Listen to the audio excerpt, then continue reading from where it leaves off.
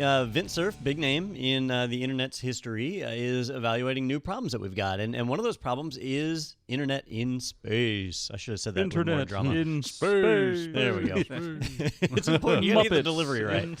So, one challenge that we have, and anybody who's used satellite internet knows this, right? On satellite internet, your latency is insane. It's usually about 1 full second. And 1 second doesn't sound like a lot, but when we're used to like 30 to 40 milliseconds for a communication, something taking a full second is a long time. And that's because you got to go from the Earth's surface all the way up to a satellite and all the way back down again. And then you likely have that same return trip on the way back. So that is a huge delay. Well, extend that out to the moon. Extend that even further to Mars, right? How are we supposed to communicate with Mars when your latency is now minutes in some cases, right? So in those scenarios, our traditional networks don't function. Our traditional protocols, so TCP/IP specifically, just doesn't work. The delay is too great, right? So you have things like your retransmit window that would be retransmitting everything since the window is so large. So Vinton Cerf is working on creating a new suite of protocols, which he's calling DTN, or Delay-Tolerant Networking.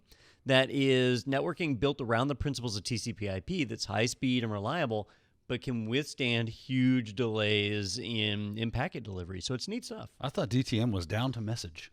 Down to message. Yeah, this is N. Oh, is it N? N. Yeah, DTN. What is the N? Network? Yeah, what was that? Delay-tolerant networking. Networking. Yep. Gotcha. So this is networking. It's funny. Yeah, it's funny because I actually saw Vinton Cerf about 20 years ago do a interview on the thing, and they said, "What are you up to now, Vint? You invented the internet. I mean, how do you top that?" He's like, "I'm working on an interplanetary protocol for sending messages through internet." I was like, that's kind of cool. And then here we are. Well, he saw The Martian, and where it took like 12 hours for him to send text messages back and forth, and it's like, he said, that's no good. That is no good. We could have taught this guy how to make potatoes out of his poop a lot earlier.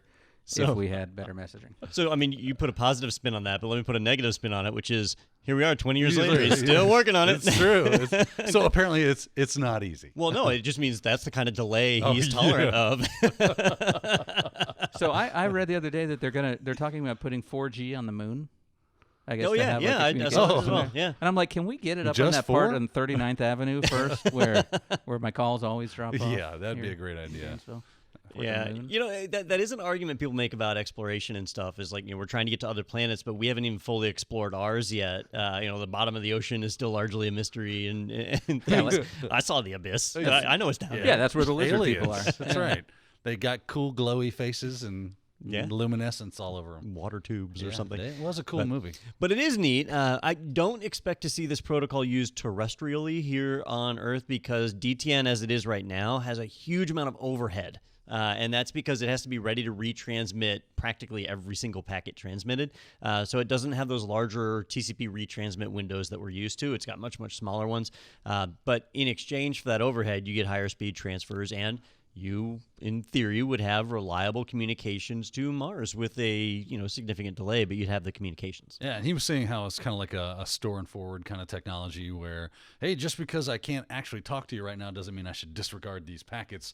I'll just kind of hold on to them until you do get into an area where I can speak with you so I can transmit this on to the next place. AKA email. AKA email. And I was reading where they'll be able to get data into deep space if they put a repeater on Uranus. Oh. So. Yeah, well. If you enjoyed that segment, be sure to check out our entire podcast available in the playlist right here. And you can always subscribe to stay up to date with the latest tech news and other happenings in the IT world. Be sure to tune in every Thursday for new episodes. I hope to see you there.